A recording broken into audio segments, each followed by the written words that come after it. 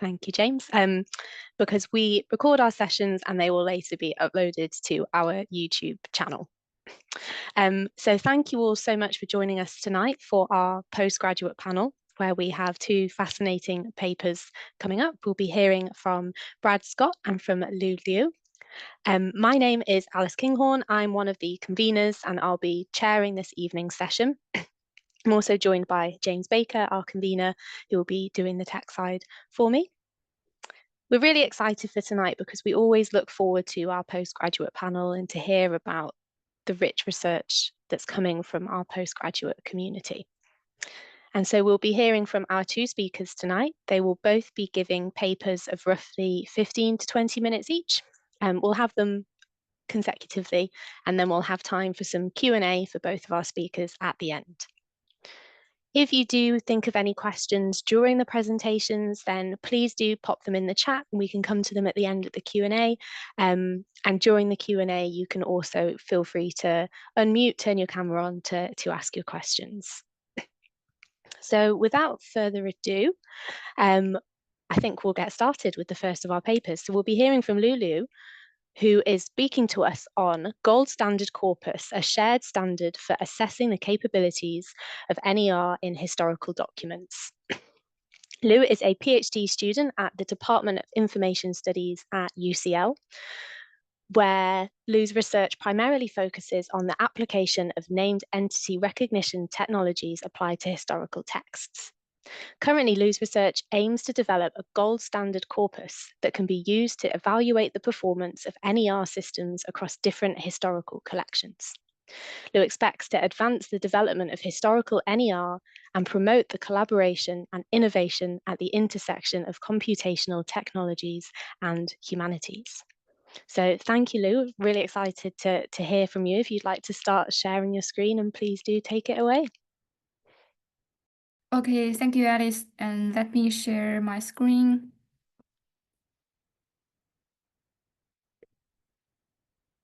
Okay. Okay, can everyone see my screen? Yeah, we can see your slides.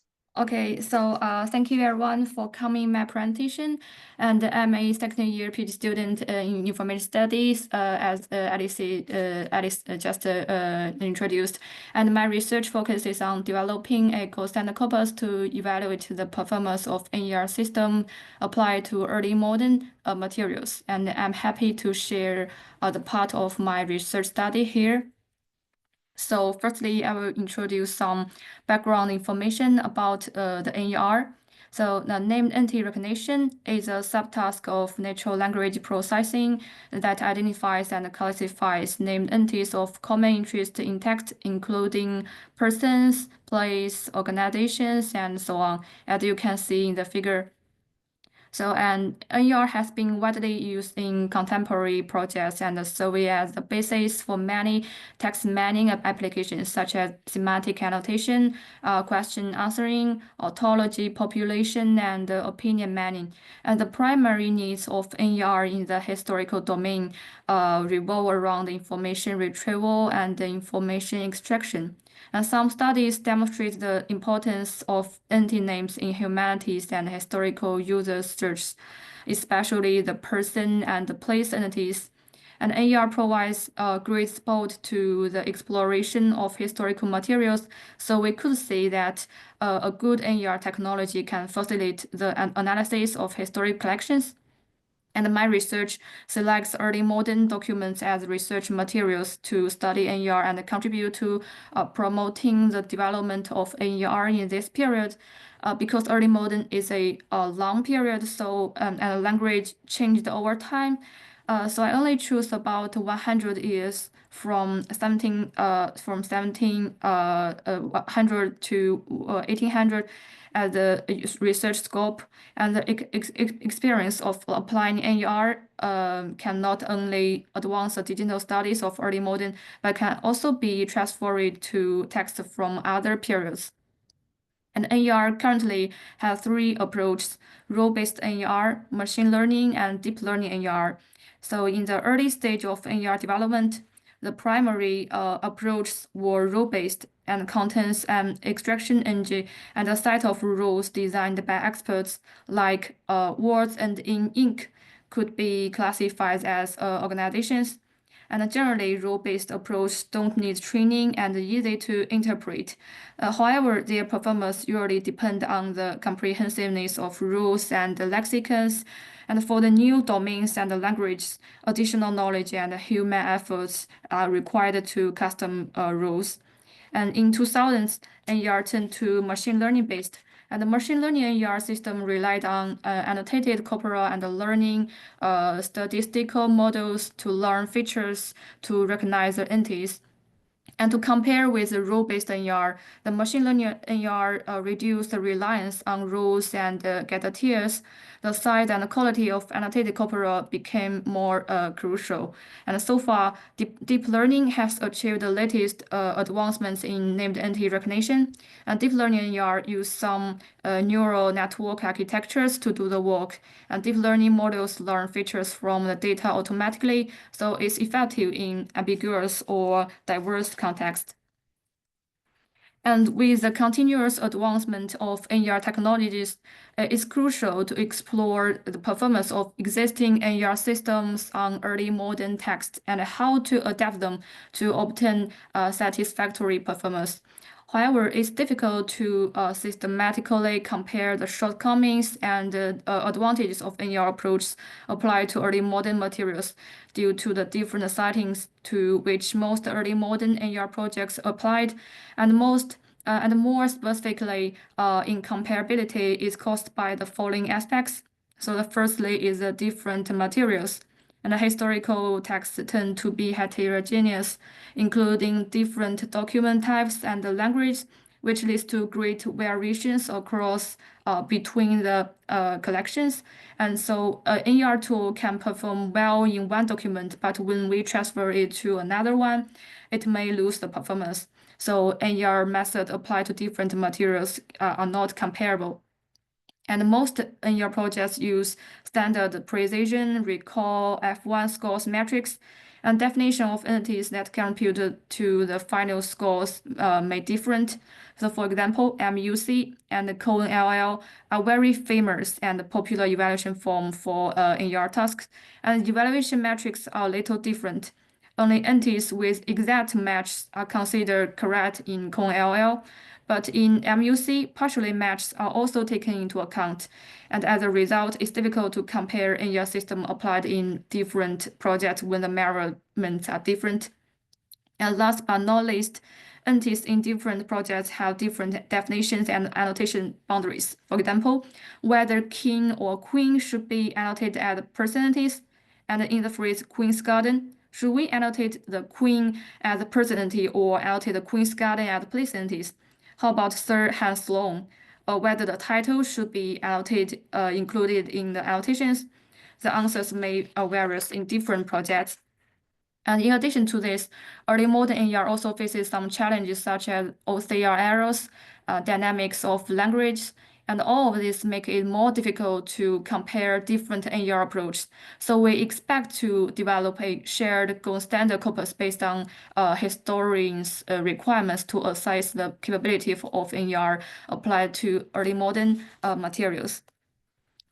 And what type of entities historians are interested in, and how entities should be defined and annotated need to be determined through communications with historians.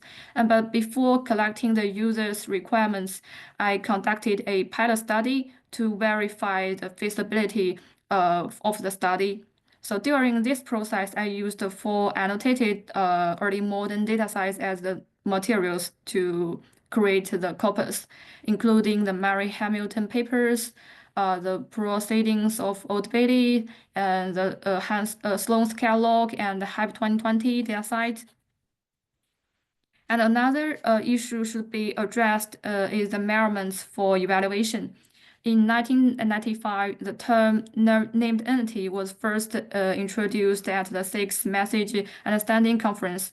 And in MUC events, the results of entity recognition were categorized into several types, as you can see in the figure, including correct, incorrect, partial correct, and so on. And you can see in the formula, partially correct also contributes to the scores beside the complete correct. And in QMUL, only entities that exactly match the corresponding entities in the data file could be considered correct and contribute to the scores. And the exact match criteria of QMUL is not always applicable to some domains. For example, in some biomedical tasks, research also expects useful information provided by the partially matched. So a systematic evaluation 2013 proposed a no evaluation method. The results were reported in using standard precision recall F1 scores across 4 modes. So as shown in the figure, and each mode has different criteria for evaluation. And in my research, I think we should consider the partially correct entities as well. So for example, Mary Hamilton is a person entity, and if the AER system only identifies the Marys and classifies it as the person entities, I think we could say it's incorrect. So the partially correct entities can also provide useful information in some cases.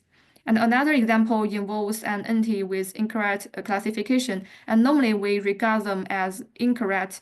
But in view of some examples of nested entities, such as only identifying Birmingham from person entity Duke of Birmingham, and classify it as a place, I believe this kind of entities couldn't be completely ignored either.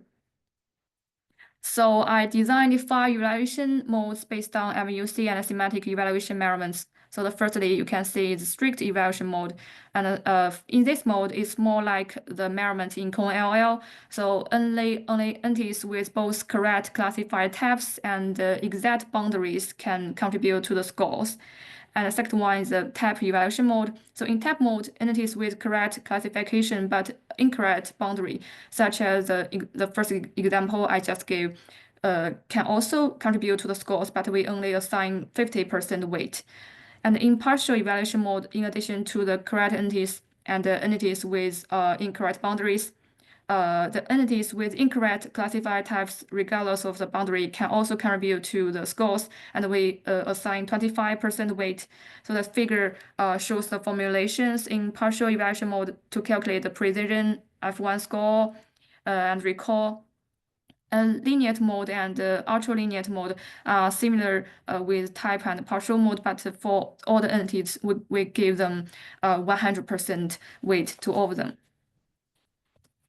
And I selected 3 tools to test in my pilot study. They are Edinburgh Job Hazard, SPACY, and BERT. And here I also attached my final result. So you can see the table. The table presents the scores of the AER tools across 5 evaluation modes. Then we can see even in the most lenient mode, the higher score remains below 70. So that means the AER faces significant challenges when applied to early modern documents. So, and overall, BERT performs the best, and the SPACY performs the wrongest, and all the AER tools perform better on person entities than on place entities. And I also analyze and summarize the types and the causes of errors made by them. To evaluate all the error types comprehensively, I follow a strict evaluation standard here, where only fully correct entities with both correct types and boundaries are considered correct, and all other entities are regarded as errors. So we have these 4 types of errors. So you can see error 1 refers to missed entities that were not recognized by AER system. And error 2 occurs when non-entities are incorrectly identified as entities. And error 3 involves misclassified entities. And error 4 refers to entities with correct classified types but with incorrect boundaries. And after reviewing the specific errors instance with each catalog, I found the errors from the 3 NER tools are concentrated in several specific areas, particular issues related to entity formatting and spelling, including the transcription errors and inherent spelling variations in the text. As shown in the figure, you can see Hyde Park Spacey can't recognize it because there is a hyphen. And the errors introduced during transcription also present a significant challenge. In HAP 2020 dataset, many occurrences of S were transcribed as F incorrectly. As you can see in this example, it should be Brussels. And this kind of issue disrupt the word spelling and reduce the accuracy of recognition. So I also found the recognition capability of NER tools are highly dependent on capitalized initial. This may work well for modern text with really good spelling and formatting, but it introduced more errors for the complex early modern text. And the performance of Spacey and GeoParser in recognizing the small-scale locations is disappointing. Well, BERT performs better, but still some place entities are still missed. And there are also some issues such as the failure to recognize the honorifics, the nested entities, and the locative designators. So this is my pilot study. It has already revealed, exposed some challenges, some issues with NER tools, but still is still not yet sufficient to provide the conclusions about related to the performance of NER tools. So the pilot study only focused on the person and place entities. Do we need the more entity types? And what are the historians' expectations and needs regarding the NER and the entity annotations? We still don't know that. So my next step is to discuss the findings from the pilot study with historians to further refine the user needs. And this will include defining entities and their annotation boundaries, like whether titles are important and how should we handle the nested entities and what kind of entities are place entities. So I would like to hearing from historians, and I can develop a gold standard corpus by combining their requirements to assess the capability of NER applied in early modern documents. So I think this corpus can also serve as a training materials to fine-tune a NER tool so that we can get the optimal performance and improve the development of the early modern NER in the future. Yeah, that's it. Thank you. Thank you for listening. Thank you, Lou. That was fascinating. Really rich research. All incredibly interesting. I'm sure we'll have lots of questions for you in the Q&A, but I'm going to move on to our second paper now from Brad Scott, who will be talking to us on using TEI to model the plant collections of Hans Sloane. So Brad Scott is in his final year of an AHRC LAHP funded collaborative doctoral award at Queen Mary University of London and with the Natural History Museum. His research encompasses the global and colonial context of the Sloane Herbarium, probably the largest plant collection of its era in the world. Combining close readings of archival collections with digital humanities techniques and case studies of specific collectors, his research explores the creation of plant knowledges in the late 17th and early 18th centuries. Brad studied history and philosophy of science at UCL and then worked in digital academic publishing for 30 years, specializing in product and data design. Brad also has an interest in mosses and liverworts and is one of the county recorders for the British Bryological Society. So thank you, Brad. Very excited to have you here. Please do share your screen and take it away. Thank you very much. Just need to choose the right screen. Good.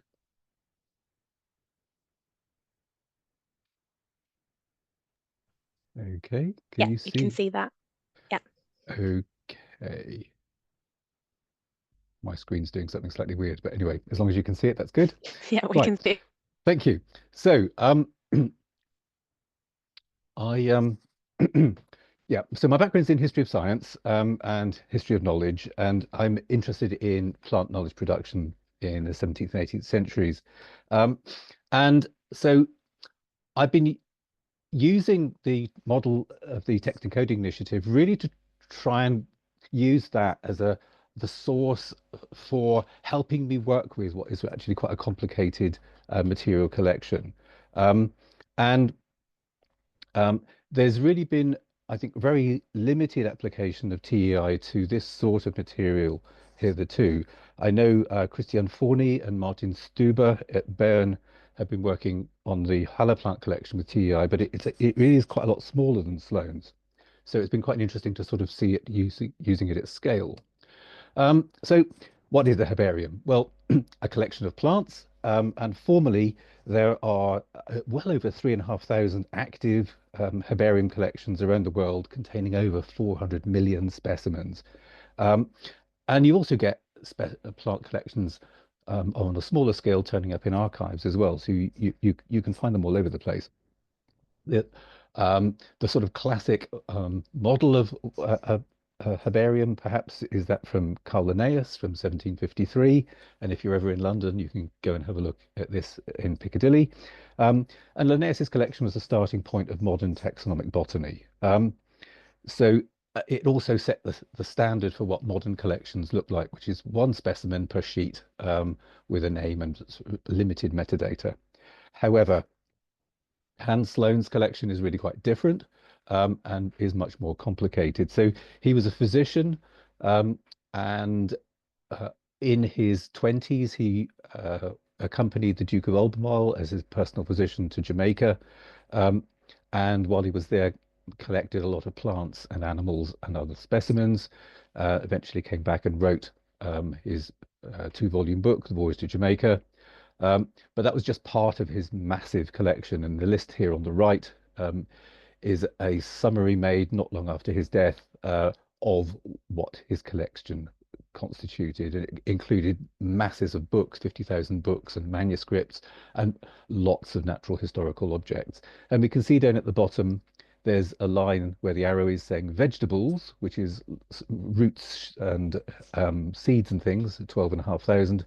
And it says there, hortus siccus, or volumes of dried plants, 334. So that's what I'm going to be talking about today. Now, there's been a lot of work done on Sloane and his collections over many years, and particularly in the last decade or so.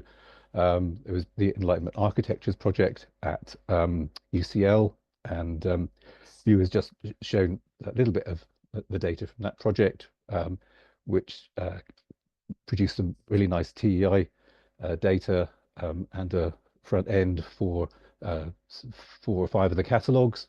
And more recently, what's just come to an end has been the Sloane Lab project, also at UCL, looking at ways of integrating different data sets relating to Sloane's collections, because they are now all distributed across many sites in London, and to try and work out what sort of other insights you can get from combining these data sets. So my work is kind of in that context. And these papers are some of the examples of work that has already been done on Sloane. And what I'm conscious of throughout working on this, that it's not just about the plants, that a lot of the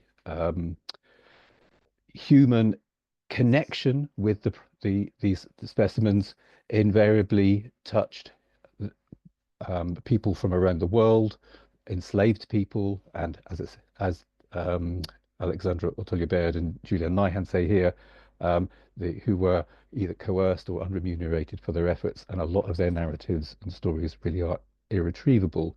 So trying to work out how I can consider building a data set that will enable me to start to think about and approach those ostensibly irretrievable voices. And this is also happening in the context of all of the critical digital humanities work as well, which I've been drawing on as much as I can. So that's been really excellent. And my research questions really are come down to these. I'm interested in how botanical knowledge was assembled and constructed in this period. How then has that plant knowledge been mediated to us? And how have our knowledges of Sloane's collections been shaped by subsequent curatorial and botanical practices? And then, given the genealogy of the collection, then how can we approach these gaps and silences in the archive, really to have a sense of understanding the ways of knowing about plants and the complexities of their histories. So, as I said, a central part of the work really did require coming at it from a data perspective. And one of the things that we did over the course of a year or more was to conduct a folio by folio survey of the entire corpus. So we produced this spreadsheet, which is about 40,000 rows, and for each page, we wanted to capture the absolute minimum useful metadata we could that was achievable in the time. So things like the number of specimens, whether there are any illustrations or manuscripts, letters, and that sort of thing in the material, whether there were any labels present, whether common names were listed, whether uses, people, places, all of this sort of thing were actually mentioned on the page. We realized we weren't going to have any time at all to go through and look at any of this in detail for the collection as a whole, but just simply to capture at a very broad brush what was there. And so that was part of the process.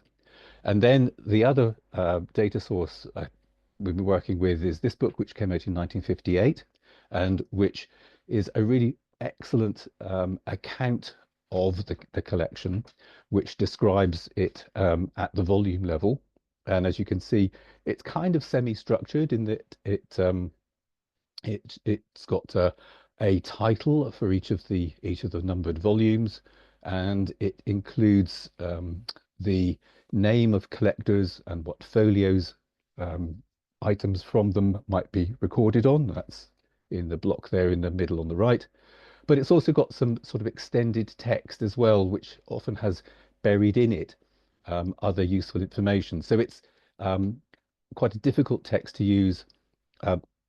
So what I did with that was produced a simple XML marked up text, and have then been using that as a sort of data sandbox to gradually add useful markup to it, and then combine it in a XML workflow with some other data sets describing some of the bibliographic features and also georeferenced data from the museum and some people data from the museum to try and combine it so that we've got a corpus as much as possible of the herbarium as a whole. And I also appreciated that this was not going to be a one size fits all project, that with a herbarium of this scale, I needed to create a fairly flexible data model. So for each folio, there's kind of 4 options. You can add increasingly more complicated data, either the basic descriptive metadata, which was from our spreadsheets, the index metadata, the people and places, which came from the Dandy text, or we might well have some other collection data that was derived from other sources, where somebody in the past has gone through and added a bit more structured material, or have the capability of adding in a really rich structured transcript. So all of these I wanted to accommodate in the data in a standardized format so that one could apply queries over the entire corpus. So I'm going to go through this fairly speedily, but you can see, you've got a basic folio markup where I've just got this F meta block, and it just includes account or presence or absence information for a lot of the core information, with data that's derived from Dandy, or sometimes where I've added it myself. Then we could pull in this other spreadsheet, which a curator in the 1990s created, or on top of that, a more fully fledged structured TEI transcript of a single page, which has got handwriting markup in it as well. So it's just got a lot more richness, and you wanted to see what might be possible for exploring the full use of the TEI model. This also has enabled me to generate some useful data. So a lot of the TEI header information has got sort of generated counts and things of the core features right at the header of the file. And I've been adding additional information too, over and above that which came from these other two data sources. So each of the volumes has a handwritten title page, which dates normally from about the era of the volume. And it is got some sort of relationship to the published title of the volume, but it's often more complicated than that. And so part of the work I've been doing has been trying to understand who has been intervening, whose hand a lot of this is in, so that we can better understand the collection histories. And then, as you can see, there's blocked in the bottom too. I've been trying to add in some basic history data so that we can start to at least try and assign decades to when the collection might have been originally gathered, and then when it came into the Sloane Herbarium itself, so that we could then, down the line, do some chronological based data. Sloane's catalogue also exists of his herbarium, so I've been trying to add that in too. And this has got a lot more rich information because it's a previously unknown source for this collection, and it's vital to be compared with the text that's on the title page itself, because often they're at odds. I'll skip that one. The museum was very keen to get the data set published on its data portal, but it only supports tabular data. So what is currently published is a tabular rendering derived from the TEI corpus. And so at some point in the future, I do need to think about processes and the best practice for publishing the TEI data in its entirety. So what's come out of it? Well, first off, it's enabled a count of the number of specimens in the herbarium. And you can see here, there's now, we've come to the conclusion that there's 121,506 specimens. And if you view it in the context of all of Sloane's other natural objects that he collected, you can see just how overwhelming it is compared with, the fish or the insects or everything else. His interest was overwhelmingly in plants, particularly when you add in the vegetable substances, the seeds, gums, and roots. And we can also see the huge spread of where a lot of these materials came from. So on this map, the yellow items are those which were from the herbarium. The green items are from the vegetable substances collection, which is the work that Vicky Pickering's been doing at the museum. And then the brown ones are the combined ones.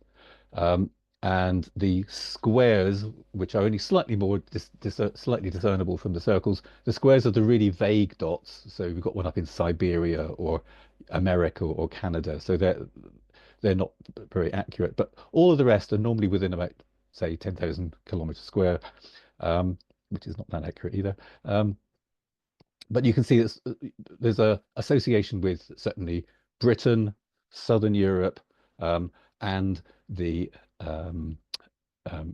British colonial territories and the Caribbean, necessarily then associated with the transatlantic slave trade.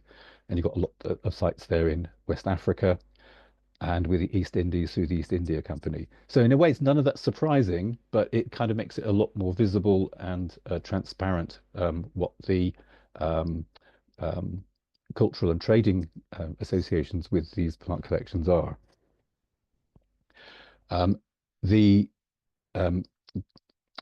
developing the granular model of the collection as well has enabled a more mixed understanding, a sort of richer understanding of the variousness of the collection.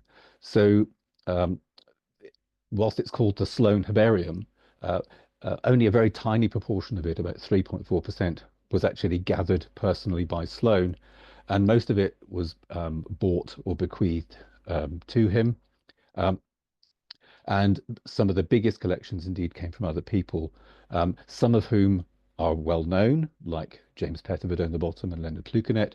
Others, where there's quite large proportionate collections, are still relatively under-researched, and I think they've been targets for me for doing other work to try and find out a bit more about some of these collectors. This is also quite a simplification in a way, because there's that big segment up there called mixed collections, which is hiding quite a lot of stuff.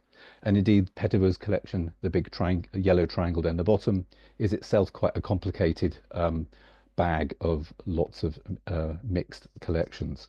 So this simple pie chart, if you like, is almost hiding the other complexities of this large early modern plant collection. What I then wanted to do was try and represent the whole collection on a single diagram, and I'm not expecting anyone to read this, but if you imagine all of the volumes are numbered 1 to 334, and if you just lay them in sequence along the x-axis, that's kind of a proxy for the sequence in which they were acquired by Sloan. Not precisely, but more or less. And the different colors are the different major collections. So you can see, you know, Sloan was acquiring big collections throughout his life. And then if we look at each of the rows, I plotted various different metrics of each of the, applied to each of the volumes. And it starts to illustrate the heterogeneity of these collections. Whereas modern plant collections typically have one specimen per page and clear labeling, these often don't, and they're much more varied depending on who made them, where they're from, the sort of plants they've got, and the sort of interest that they had for people. And by starting to drill into the heterogeneity as made visible in this table, starts to enable a teasing apart of other features that have hitherto been undetectable within the collection. So I've also been looking at ways of trying to visualize the making of the collection, because various parts of the collection were merged together or sometimes discarded. So playing around a bit with Sankey diagrams just to illustrate that, you know, it wasn't a stable entity, that it was often being moved around.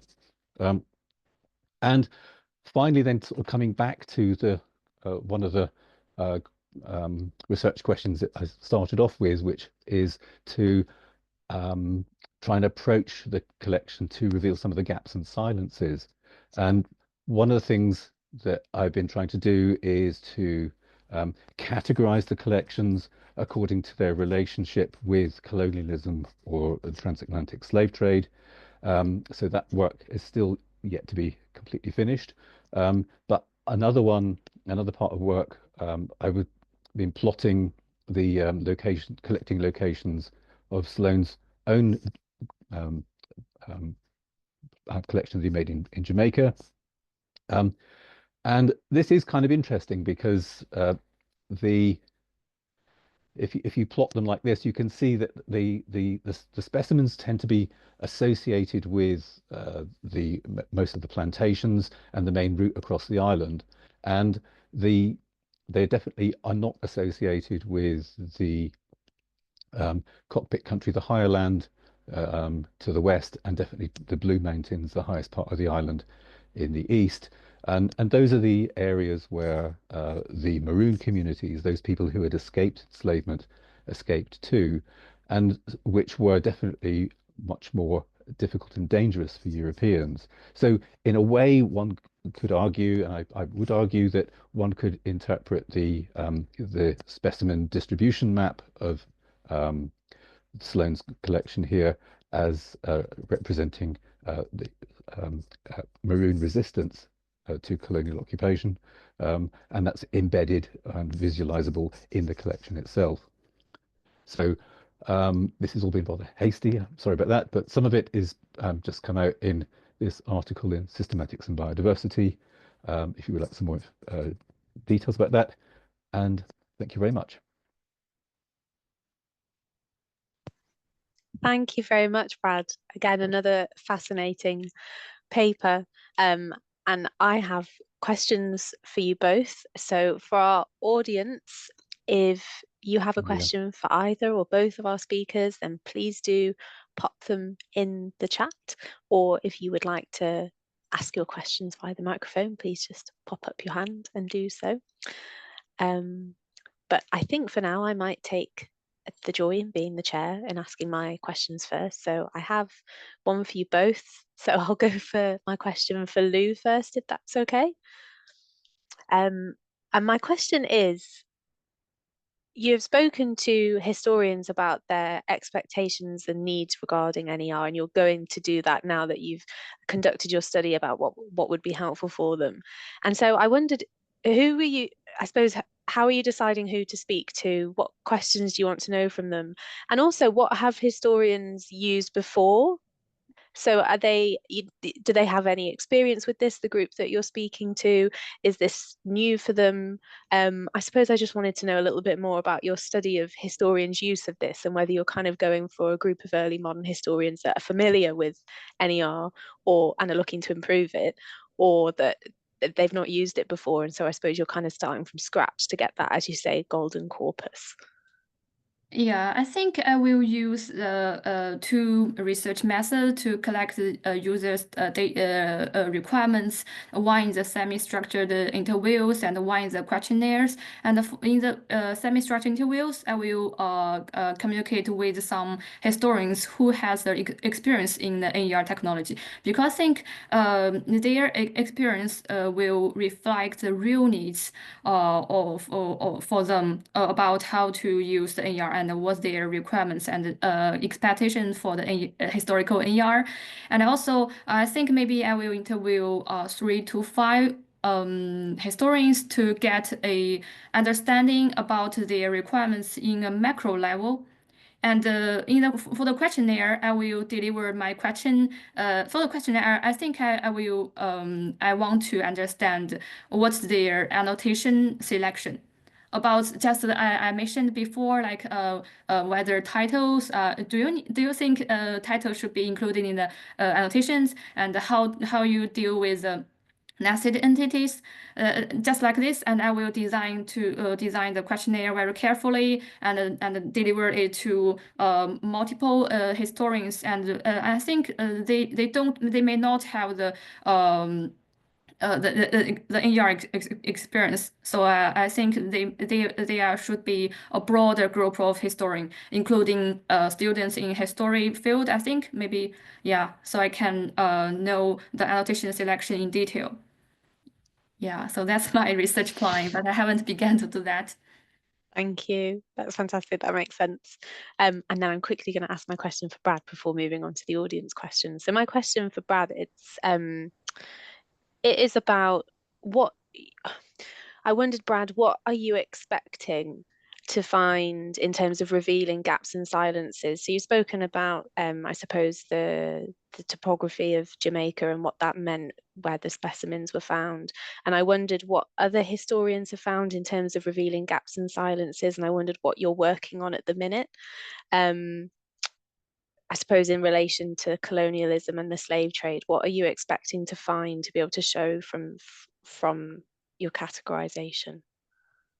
Yes, so it's pointed to some collections which maybe hadn't been looked at much, which perhaps you wouldn't at first sight expect there to be obvious connections with slavery, but which, with a little bit of scratching the surface, they're visible. So I'd done a bit of work on one collection of Southern South America and Tierra del Fuego, where there are evidently interactions with the indigenous Kawascar people, which is itself interesting. And there's journals and in the British Library which are given a good account of the journey on which the specimens were collected, but also they reveal the presence of the enslaved divers who were taken along on this journey and the previous one that this collector had gone on, because they were involved in salvaging Spanish silver wrecks. So you've got this sort of rather wonderful entangled world that emerges unexpectedly, if you like, as sort of a collecting context. This is not just about the plants. And likewise, then you can take some of the pointers to the collections which have been less well studied, which suggest plant uses, and a lot of the plant use information can give pointers to indigenous knowledges from West Africa that were transmitted and translated across to the Caribbean. And those are you can start to build up a sense of these other knowledges that are barely visible within the herbarium, but can be made more visible from using other sources and reading against the data. Thank you. It's fascinating. I look forward to seeing your further work on that. It's absolutely fascinating. Thank you. So now we have, I think that Weena with their hand up. Yes. Yeah. Thank you so much for the fascinating talks both, and yeah, great questions about the sort of uses of these systems. I was wondering for Brad, could you tell us a bit more about the discarded folios or collection? I was quite interested to see that visualization of the way that the collection has changed through time. Yes, so I think this came about through looking at the catalogue of Sloane's herbarium, which had been buried within Sloane's Books and Manuscripts catalogue at the British Library. And I think it highlights the fact that the collections we've got are the ones that we've got, and we can be our knowledge of them is kind of skewed by what's there at the moment. And I wanted to really try and get a bit of an understanding of how this collection had evolved and built up. And what was great about the catalogue was that it showed Sloane deleting things, indicating that he combined collections, and for the first time made us realize that he discarded some plant collections that he had. Not a lot, to be fair, but that part of his collecting had not really been visible at all before. And then what was quite nice was finding one of his discarded volumes then in the herbarium in Paris, which its previous provenance hadn't really been understood. So there's a lot of that sort of comes out of looking at these collections at this sort of scale, I think, which is quite nice, and which I think has only really been possible as a consequence of doing the sort of detailed work with data alongside the archives, and the two together sort of feeding off each other. Thank you so much. Thank you. Thank you. I'm going to go to the questions in the chat now. So Kelvin has asked, can I please ask Lou how NER platforms recognize ambiguity in name identification? Sometimes the identity of the name cannot be resolved even by the human eye. Yeah.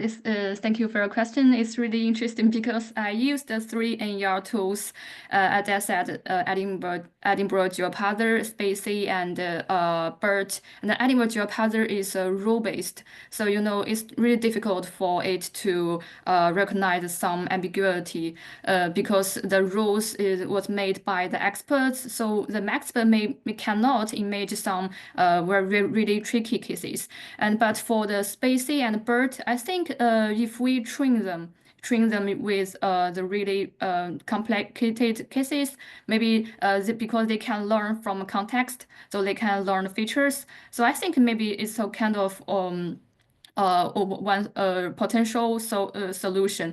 But to be honest, so in my pilot study, BERT performs the best.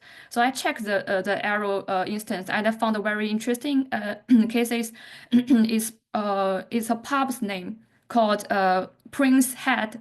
So it's really hard to recognize it as a pub, even for the human. So I think it's really difficult for them to recognize, and it's also the challenge. Ambiguity is a challenge for NER.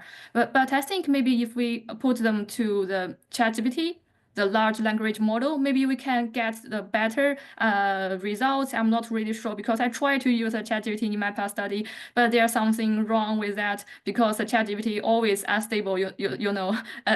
Always output the unstable results. So I just I give up finally. But I think in my main study, I may use I may fine tune a large language model to get the better performance, maybe to deal with the ambiguity. Yeah, that's what I think. Thank you. And building on that, Lou, there's another question for you from Z in the chat. And it says, I have a question for Lou. I'm currently annotating entities in historical text, which includes person names, titles, and references to social groups, either individually or collectively. However, I often find the boundaries between some social groups and titles to be ambiguous. Could you share any common practices for defining these entities more clearly in your experience? Yeah, I also encountered some similar issues in the process of the annotation because I used in my past study I used the 4 annotated data sets, and I just checked their annotations, and I found there some they have some disagreement about relate to the person and the place entities. And one example is that we say the person entities and what's the person entities, and I think in the Old Bailey, in the proceedings of the Old Bailey, the nominal mention of person also be annotated as the person entities, like the citizen of London or 2 young men, like this. But in the other 3 data sites, they don't annotate such entities. So I use the majority voting, because you see three data sites don't think it's the person entities, and only one thinks it's entities, so I just remove them. So I use this kind of method to normalize the data, to normalize my pilot corpus. But I think because it's only the pilot study, so the pilot evaluation corpus is not a gold standard. So I think what I want to do is next step for my next step is I will ask this question to my users. Who is my user historians? So I think it depends on their answers. So they will give us answer what they really care about, whether titles are really important, how they deal with the nested entities, and especially for the place entities, because place entities is more complex. So you see, because the place entity sometimes it includes some description, like the room in front of the house or in front of the church. It's really hard to decide the boundary. But I will deliver them to the historian, to my users. I think it depends on the answers of your users. Thank you very much. Thank you, Lou. Yeah.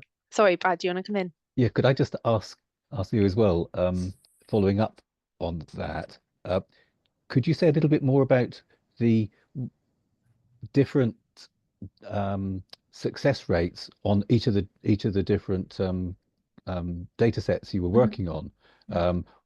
Was there much difference across them?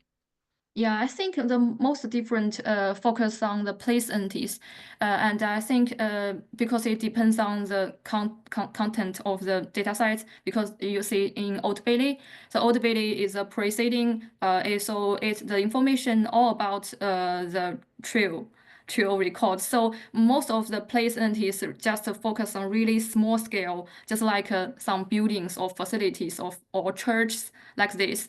And but for the HAB 2020, because HAB 2020 is newspaper, so most of them the place entities are more like the country or the state. So it's really big. So I think it's really different when I decide. And I also found really tricky cases in Sloan's catalog, because the placement is really detailed. Like I said, something in front of something or near something. Yeah, it's really difficult to decide what's the annotation boundary. So yeah, I think that the place entities are more difficult than the place entity, than the person entity, I mean.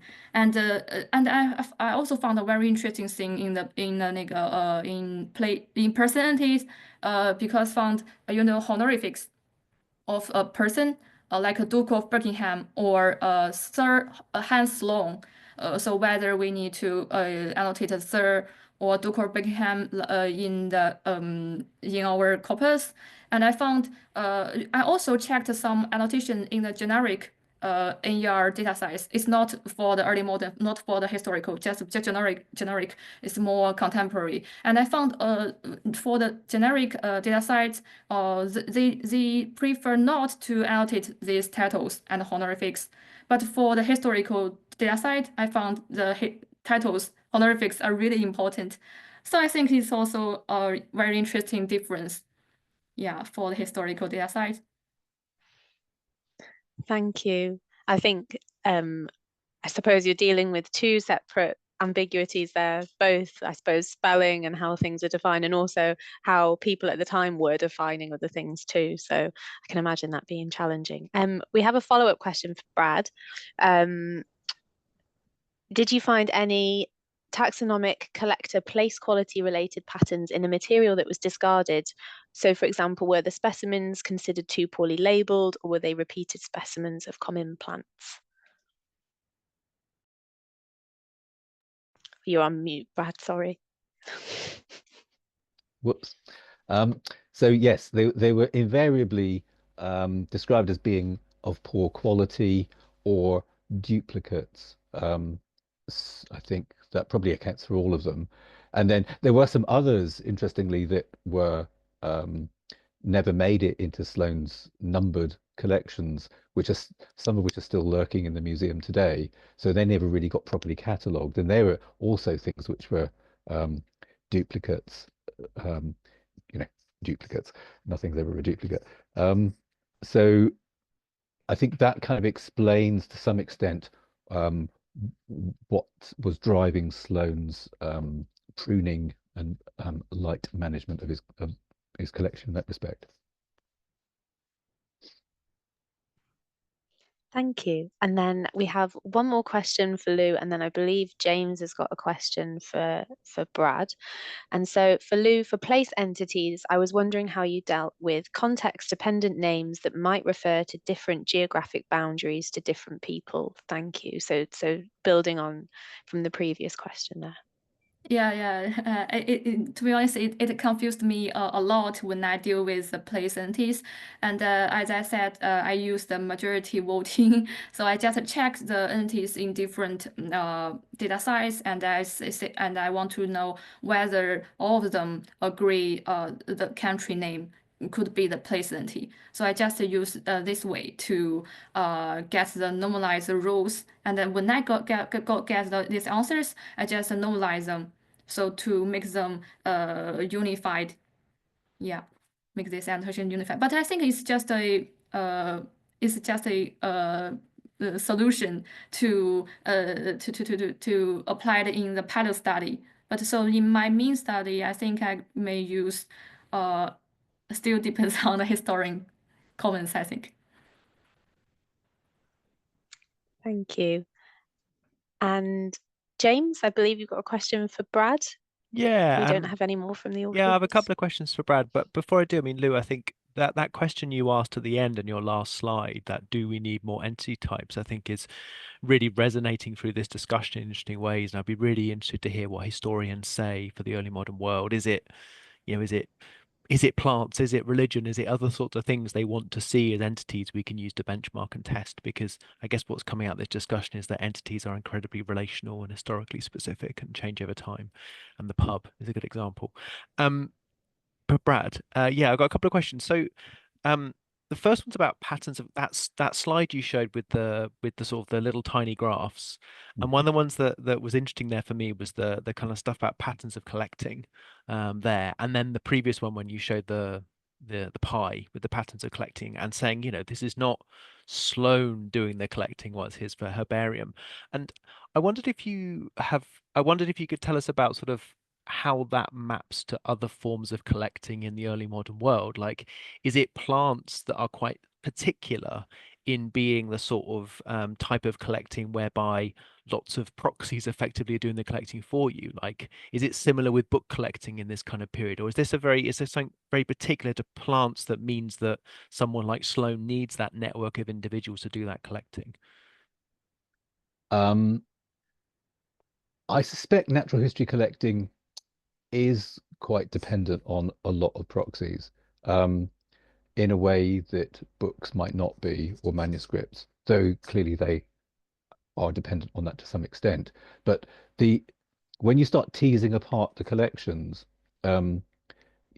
there's some of the collections might be 14 specimens collected by a ship surgeon on a slaving ship from West Africa, or another handful of plants from Tierra del Fuego or somewhere.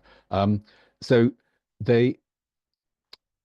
all of those together, you end up with probably 500 or more people who were actively involved in supplying these plants, and that's not really just to Sloan, because a lot of the really extensive collecting of using a lot of these third-party agents really was down to Petiver, and he was the master at enrolling ship surgeons and other people to go and do collecting for him in a lot of these locations from which plants really hadn't been sourced before. And certainly Kathleen Murphy's done a lot of work on that, which has been really useful. So I think, yeah, there were people who were developing the skills to just get their radar working for who was going where, and to try and tap them to do a little bit of work for them. And sometimes you see in then the diaries or the letters, like Petiver often moaning to people that they've not really done enough for him. So it didn't always work. Thank you. That's some really, really useful context. The other question I was going to ask is a kind of more of a data question, but it's also kind of materiality question, I guess, which is and that is specific to the tiny little graphs you showed us, which is that for many of those, you use the page as a unit of measurement. And clearly that idea of the page as a unit of measurement is doing a lot of work for you, and has been incredibly useful to you. I wonder if you could talk us through that, because I'm guessing there's a logic in the way the kind of herbarium kind of structure is produced that means the page does become a meaningful unit of some sense. But I'm always intrigued by those I guess my point is I'm always intrigued by those base units we drill down to and then go, let's choose this as a way of understanding a collection. Let's choose a page. And that is both a material and a data point kind of thing, right? So it's partly purely pragmatic, that doing any sort of numerical stuff about the folios was more achievable than doing it for 120,000 specimens. So that was kind of the one major factor. And if you remember at the beginning, I was talking about the modern Linnaean-based plant collections typically have one specimen per page. So that's in botanical terms and herbarium management terms, that's a standard unit anyway.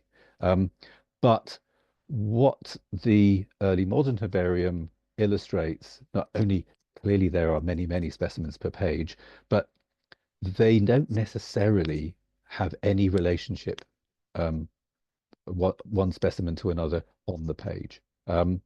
So some collections are organized alphabetically by plant name.